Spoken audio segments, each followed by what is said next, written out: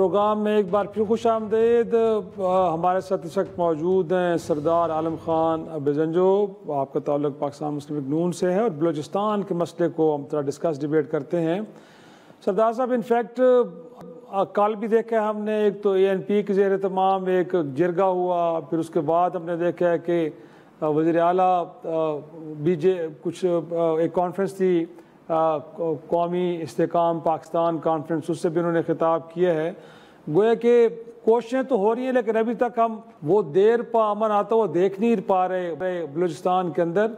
इन issues को address करने के लिए क्या मिलिट्री ऑपरेशन के ऊपर बड़े एतराज़ात किए जा रहे हैं? अगर वो नहीं है तो फिर क्या ऑप्शन हो सकते हैं कि जिसके नतीजे में वहाँ पर दहशतगर्दी को ख़त्म किया जा सके, एक परमानेंट वहाँ पर अमन लाया जा सके?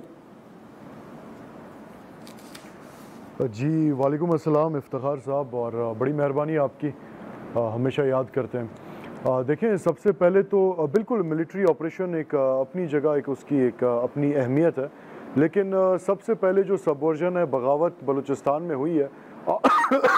आज का जो नौजवान है या कोई भी है बलूचिस्तान से, और जिसके दिल में अगर थोड़ी बहुत नाराज़गी है, उसकी वजह सिर्फ़ एक है। उसकी वजह एक ये है, सबसे बड़ी वजह, कि माजी में बहुत से ऐसे गुरोह और बहुत से ऐसे लोग जिनका ताल्लुक़ बलूचिस्तान से है, उन्होंने रियासत पाकिस्तान और पाक अफवाज का नाम इस्तेमाल करके लोगों को हिरासा किया, नौजवानों को हिरासा किया, और ये दिखाने की कोशिश की कि जी रियासत पाकिस्तान और पाक अफवाज उनके पीछे खड़ी है, जबकि पाक अफवाज को उन बातों का इल्म भी नहीं है और ना ही रियासत को उन बातों का इल्म है। तो बहुत से ऐसे लोग थे जिन्होंने रियासत पाकिस्तान और पाक अफवाज का नाम इस्तेमाल करके नौजवानों को, गरीबों को, मासूमों को बड़ा जलील किया। और मैं समझता हूँ कि रियासत के लिए इस वक्त बहुत ज़रूरी है कि उन लोगों की निशानदही करें। मिलिट्री ऑपरेशंस की बिल्कुल एक अपनी अहमियत है, लेकिन जिन लोगों की वजह से ये सब कुछ हुआ है, उन सब को बिल्कुल गिरेबान से पकड़ना चाहिए कि किस हैसियत में जी आम इंसान या आम कोई ग्रोह रियासत पाकिस्तान या पाक अफवाज का नाम इस्तेमाल करके लोगों को हिरासा करता है। तो उनकी निशानदही और उनको गिरेबान से पकड़ के उनको सज़ा देना बहुत ज़रूरी है, ताकि जितने भी नौजवान हैं उनकी नज़रों के सामने जब ये सब आएगा तो रियासत के ऊपर उनका और पाक अफवाज के दरमियान एक जो गैप आया हुआ है वो इस तरह से अच्छा खासा कवर हो जाएगा। और जहाँ तक देखें हालात की बात है, जितने नौजवान हैं या जितने कबायली लोग हैं वो अपनी जगह पे, लेकिन इस वक्त हालात इस हद तक पहुँच गए हैं, जो हमारे MPA साहिबान हैं या हमारे मिनिस्टर साहिबान हैं, मोस्ट ऑफ देम वो एक्सटॉर्शन मनी पे कर रहे हैं अपने जितने भी फितनतुल हिंदुस्तान के जितनी भी ऑर्गेनाइजेशंस हैं उनको। PSDP में जो उनका कमीशन है, जो आपके MPAs हजरत हैं, वो 50-50% कर रहे हैं इस वक्त। तो बहुत से मामलात ऐसे हैं कि चीज़ें काफ़ी पीक पे चली गई हैं। अब आप देखें ना जी, एक तरफ इंटरनेट जी बड़ी हैरानकुन तफसीलात आप बता रहे। बिल्कुल इंटरनेट भी बंद है, इवन के जो ज़मीनी रास्ते से सफ़र था ज़ायरीन के लिए उस पर भी शायद पाबंदी है या लोगों से कहा गया है कि वो एतराज़ करें। लेकिन अगेन ये प्रॉब्लम फिर कहाँ पे आ रही है? हमें तो लगता है कि वहाँ पे एक बड़े स्केल पे ऑपरेशंस हो रहे हैं लोगों के ख़िलाफ़। पिछले दिनों भी कहा गया कि 43 के करीब या 47 के करीब वहाँ पे लोगों को मारा गया। बट किधर इश्यूज़ हैं? आपको लगता है कि लोकल्स को एंगेज नहीं किया जा रहा? आप जैसे सरदार, क्योंकि हमने इससे पहले देखा साबिक फाटक के अंदर वहाँ के कबाली रहनुमा साथ शरीक हुए तो शायद कामयाबी भी मिली। तो बलूचिस्तान को लेके कहाँ पे फ्लॉज हैं स्ट्रेटजी के अंदर कि जिनको ठीक करना बड़ा ज़रूरी है? देखें, मैं आपके इल्म में एक बात लाता चलूँ। अभी तक गालबन कम व बेश कोई 60,000 के करीब इस साल मिलिट्री ऑपरेशंस हो चुके हैं बलूचिस्तान में, और बलूचिस्तान के पीस के लिए हुआ है ये सब कुछ, ठीक है जी। और देखिए, मिलिट्री ऑपरेशन की एक अपनी एक बड़ी इंपॉर्टेंस है, बड़ा ज़रूरी है एक हार्ड स्टेट का होना, लेकिन उसके साथ साथ जहाँ तक कबायली लोगों की बात है, उनको ऑन बोर्ड लेने की बात है। अब मसला कहाँ आ रहा है? मसला यहाँ पे आ रहा है कि जी हमारे जो ऐवान बाला में बैठे लोग हैं उनको, अब मैं एक ग्राउंड लेवल की आपको बात बता रहा हूँ कि उनको अब तक सरदार और मीर में कोई फ़र्क नहीं नज़र आया, और उनको लगता है जी सरदार कोई अलग शख्सियत है, मीर कोई अलग शख्सियत है। मीर और सरदार दोनों एक ही हैं, दोनों का काम एक है। अब जी ये अजीब सी बात है, एक मीर जाके वहाँ पे कहता है जी सरदार जालिम है, सरदार फिलाना है, सरदार ने ये कर दिया, और या सरदार जाके मीर को नीचे ऐसे करे।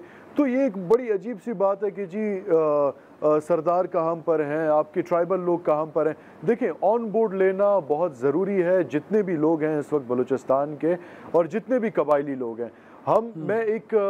देखें मैं हमेशा से कहता आया हूँ कि बलूचिस्तान में जो पावर है वो सेंट्रलाइज्ड है इस वक्त, तो बड़ा ज़रूरी है बलूचिस्तान के नए सूबे बनाए जाएं, बलूचिस्तान में जो लोकल बॉडी है उसको एक्टिव किया जाए। जितने भी पैरामीटर्स हैं, जितनी भी आपकी वो कहते हैं जितने भी डिपार्टमेंट्स हैं, सबको साथ लेके चलेंगे तो बड़ा बेहतर होगा। सिर्फ कहना कि जी मिलिट्री ऑपरेशंस, ये बिल्कुल हल नहीं है। Military operations, civil support with local body जो है उसकी इंगेजमेंट निहायत ही ज्यादा लाजमी है। नहीं ये सरदार साहब, ये बड़ा आपने अहम नुक्ता उठाया है, चलेंगे तो इंशाल्लाह। सरदार साहब ये जो आप बात कर रहे हैं कि बलूचिस्तान को कुछ फेडरेशन यूनिट्स के अंदर गोया कि तकसीम कर दिया जाए, ये पब्लिक के एंड पे भी ख्वाहिश पाई जाती है कि बहुत बड़ा सूबा है, इसको तकसीम करके कुछ और यूनिट्स बना दिए जाएँ, तो ये आपकी ख्वाहिश है या अवामी ख्वाहिश, आप क्या कह रहे हैं सर? देखिए जी ये अवामी ख्वाहिश है। उसकी वजह यह है कि बलूचिस्तान में माशाल्लाह से पश्तून आबादी भी आबाद है, ठीक है जी, और पश्तून चाहते हैं कि उनका एक अलग सूबा बने, उनका अपना चीफ मिनिस्टर हो।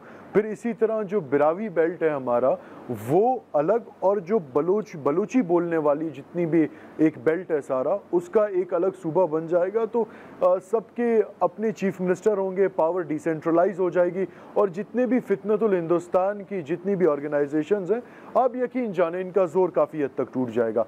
अब इसमें मसला ये है कि हमारी आबादी इतनी है नहीं कि नेशनल असम्बली में हमारी सीट्स कहीं ना कहीं मैनेज की जाए, लेकिन सेनेट के अंदर ऐसी प्रोविजंस बिल्कुल मौजूद हैं। कोई स्पेशल ऑर्डिनेंस या बिल पास करके बलूचिस्तान की खासकर जो अगर 3 सूबे बनाए जाएं वहाँ पे उनकी रिप्रेजेंटेशन थोड़ी बढ़ा के, कानूनदान तो मैं हूँ नहीं लेकिन थोड़ा बहुत वो कहते हैं हमें भी मालूम है, इस तरह का कुछ करके ये चीज़ बिल्कुल की जा सकती है।